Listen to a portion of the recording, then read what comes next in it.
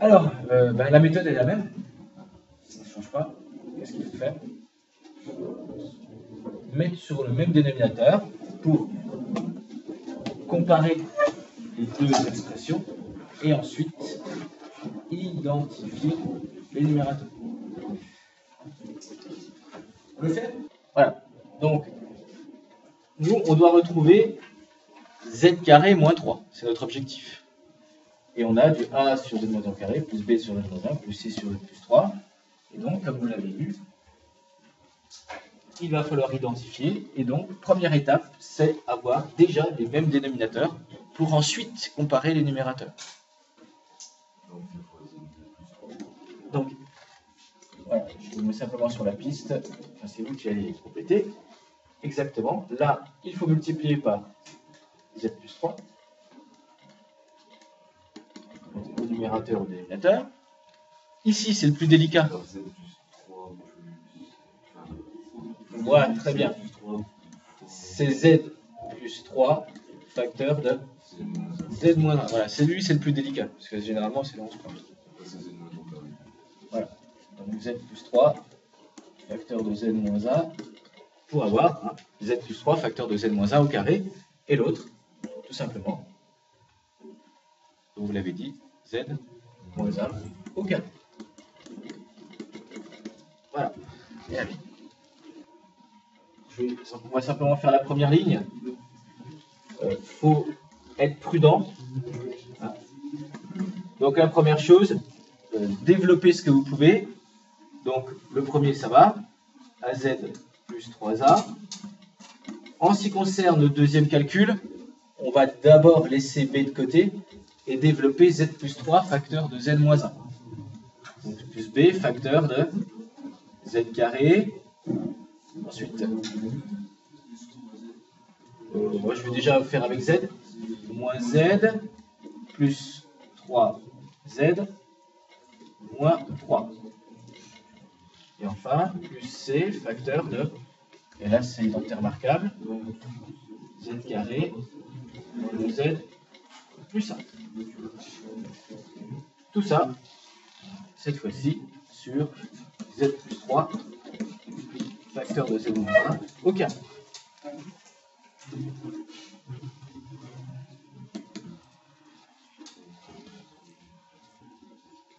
Et donc une fois qu'on en est là, notre objectif c'est l'identification des polynômes. Donc il faut retrouver les monômes de même degré dans cette expression-là. Pour l'instant, ils sont éparpillés partout. Donc on va les remettre ensemble. Donc on va tout d'abord regarder les carrés.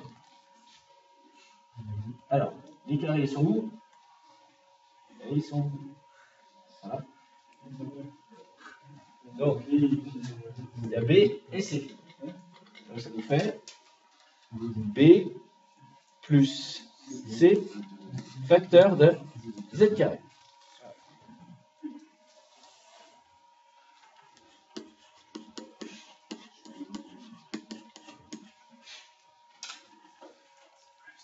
Alors, qu'est-ce qu'on a en Z? Alors, on a déjà A. Celui-là. Couleur. Petite orange là. J'ai le A qui est là.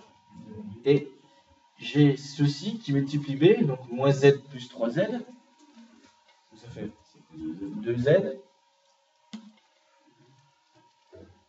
Donc 2BZ. Donc il y a plus 2B.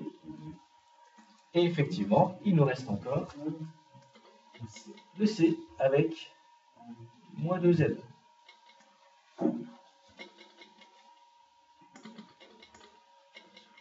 Donc là, j'ai moins 2C. Et puis le plus facile, les constantes. Donc c'est ce qui reste. 3A moins 3B plus C.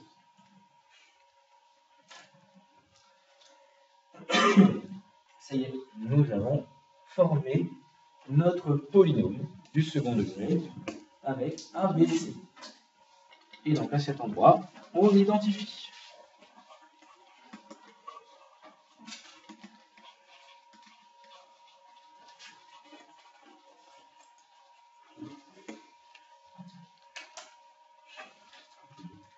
Donc identifier les polynômes, c'est simplement regarder les coefficients. C'est pas plus compliqué que ça. Alors on regarde les coefficients. Ici, j'ai z carré tout seul, donc coefficient de z carré ici. Qu'est-ce qu'il vaut, puisqu'il est tout seul? Il vaut 1. Je regarde maintenant l'expression que je veux identifier. Quel est le coefficient de z carré dans la deuxième? B plus C. Donc, première égalité, B plus C égale 1. Je vais essayer d'être économe en place. Oui. Il y a moins z là. Ah oui, voilà, donc ça fait 2 à cause de ça. N'hésitez pas à poser, si vous avez le moindre doute. Déjà, je peux me tromper, c'est tout à fait probable. Mais aussi, il faut que vous voyez les petites coquilles que vous faites. Donc B plus C égale 1. Coefficient, ça sort de l'identification des monômes de degré 2. Monôme de degré 1, dans z carré moins 3. Que vaut le coefficient du monôme de degré 1? Là. Non, de degré 1. Il n'y a rien. S'il n'y a rien, c'est que c'est 0. Et à quoi est égal à 0? A plus 2B moins 2C. Eh bien, là, j'ai plus, je l'écris à droite, alors que je devrais l'écrire au milieu. Z carré, comme c'est un polynôme de degré 2, il y a aussi du Z. Sauf que comme il n'apparaît pas, c'est que son coefficient, bah, c'est 0. Plus 0Z. Alors que là, il apparaît, le coefficient de Z, c'est A plus 2B moins 2C. Donc voilà pourquoi A plus 2B moins 2C, eh bien, c'est 0. Et puis les constantes.